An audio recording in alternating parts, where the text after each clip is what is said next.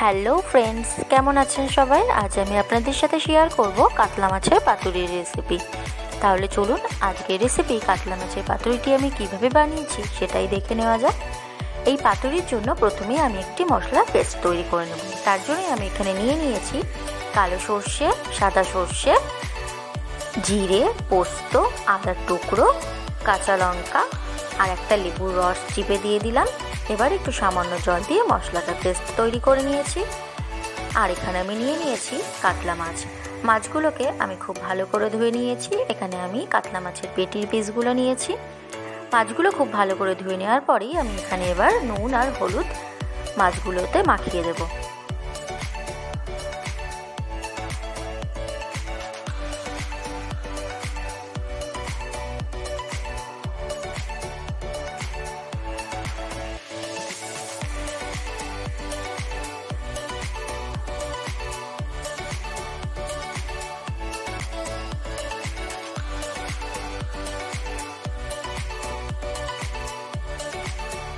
নুন হলুদটা আমি মাখিয়ে নিয়েছি।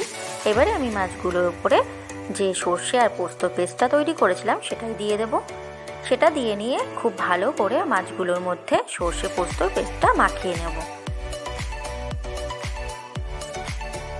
এটা মাখিয়ে নেওয়ার পরেই কিন্তু এবার আমি এখানে সর্ষের তেল দিয়ে দেব। সর্ষের তেলটা দিয়ে নিয়েও মাছের গায়ে খুব ভালোভাবে মাখিয়ে নেব। এটি মাখিয়ে নেওয়ার পরে আমি 10 মিনিট মতো মাছটাকে রেস্টে রেখে দেবো।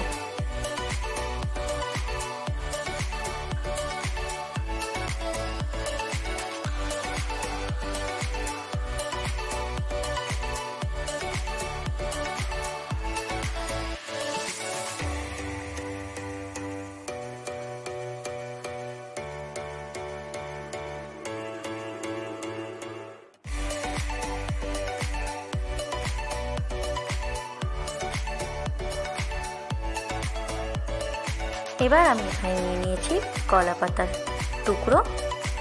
আপনারা হয়তো কলা পাতার টুকরোগুলো দেখে হয়তো ভাবতে পারেন যে আমি এত ছোট ছোট কলা পাতার টুকরোগুলো কেন করেছি। আসলে আমি যেখানে থাকি সেখানে কলা পাতা পাওয়াটা যায় না বললেই চলে, তাই যাওয়া পেয়েছি সেটা খুবই ছোট আর খুবই সরু একটা পাতা পেয়েছি। খুব বেশি চওড়াও ছিল না, তাই আমি যেটা পেয়েছি সেটাতেই আমি পাতুরিটা তৈরি করছি। এই পাতাগুলো নিয়েছি। এবার আমি ছোট ছোট টুকরো করে নিয়েছি। এরপর আমি একটি তাওয়ার মধ্যে কলা পাতাগুলো একটু সেঁকে নিচ্ছি, যাতে ভাজ করার সময় পাতাগুলো ভেঙে না যায়। সবকটা পাতা আমি সেঁকে নিয়েছি। আর নিয়েছি অ্যালুমিনিয়াম ফয়েল। আসলে কলা পাতার টুকরোগুলো এতটাই ছোট, তার জন্য কিন্তু আমি এখানে অ্যালুমিনিয়াম ফয়েলটাও ব্যবহার করছি। প্রথমে একটি থালার মধ্যে আমি অ্যালুমিনিয়াম ফয়েলটা রেখে নিচ্ছি, তার উপরে দিয়ে দিচ্ছি কলা পাতার টুকরোটা।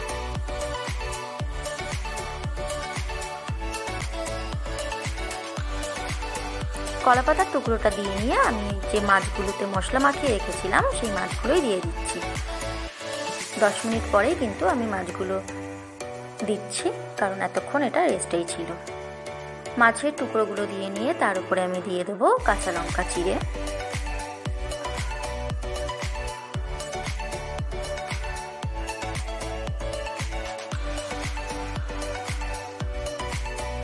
কাঁচা লঙ্কা চিড়া দিয়ে নিয়ে এরপরে আমি কলা পাতাটাকে খুব ভালো করে ভাজ করে নেব মাছের গায়ে। খুব ভালো করে দেখুন, অ্যালুমিনিয়াম ফয়েল আর কলা পাতাটা ভাজ করে আমি কিন্তু সুতো দিয়ে বেঁধে দিয়েছি, যাতে এটি খুলে না যায়।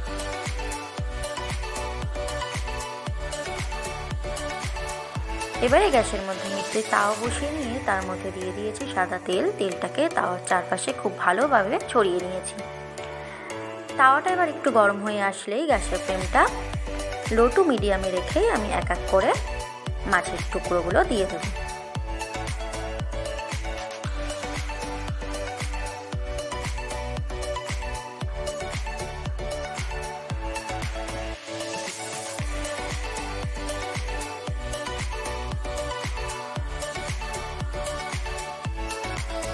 মাছের টুকরোগুলো দিয়ে নিয়েছি।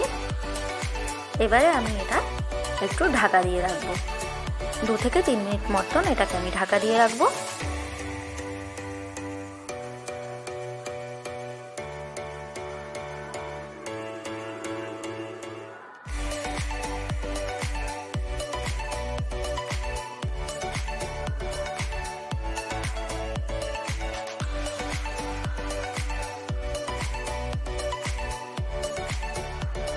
এবারে 3 মিনিট পরে আমি ঢাকাটা খুলে নিচ্ছি। ঢাকাটা খুলে নিয়ে আমি আরেক পাশ উল্টে দেব। আরেক পাশ উল্টে দেওয়ার পরেই কিন্তু আমি আবার ঢেকে দিয়েছি। এভাবেই কিন্তু আমি 2 মিনিট মতন করে ঢাকা দিয়ে রাখছিলাম, আর 2 মিনিট পর পর ঢাকা খুলে নিয়ে এক পাশ করে করে উল্টে দিচ্ছিলাম।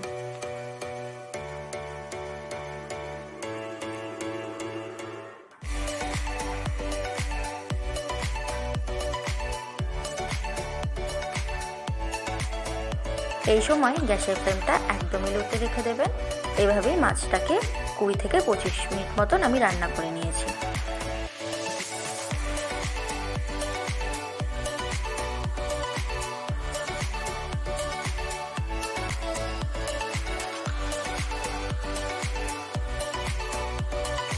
মাছগুলো কিন্তু আমার প্রায় রেডি হয়ে গেছে। এবার আমি নামিয়ে ঠান্ডা করে নিয়েছি।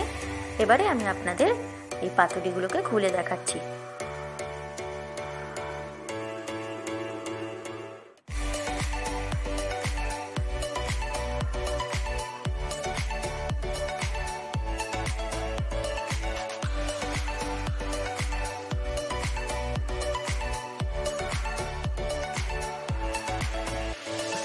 আর এটা পোড়া হয়তো দেখে আপনারা ভাবতে পারেন যে পুড়ে গেছে, আসলে তা নয়। আসলে পাতুরিতে একটু পোড়া পোড়া গন্ধ না এলে কিন্তু পাতুরির কোনো টেস্টই বোঝা যায় না। দেখুন আমি কিন্তু খুলে দেখাচ্ছি, মাছটা কিন্তু কত সুন্দরভাবে হয়ে গেছে। এইভাবে কিন্তু পাতুরি করলে খেতে কিন্তু দুর্দান্ত লাগে। আপনারা একবার ট্রাই করতে পারেন। আজকের ভিডিওটি আপনাদের কেমন লাগলো তা অবশ্যই কমেন্ট করে জানাবেন। ভিডিওটি ভালো লাগলে লাইক, কমেন্ট, শেয়ার করে দেবেন আর চ্যানেলটা সাবস্ক্রাইব করে দেবেন। বাই।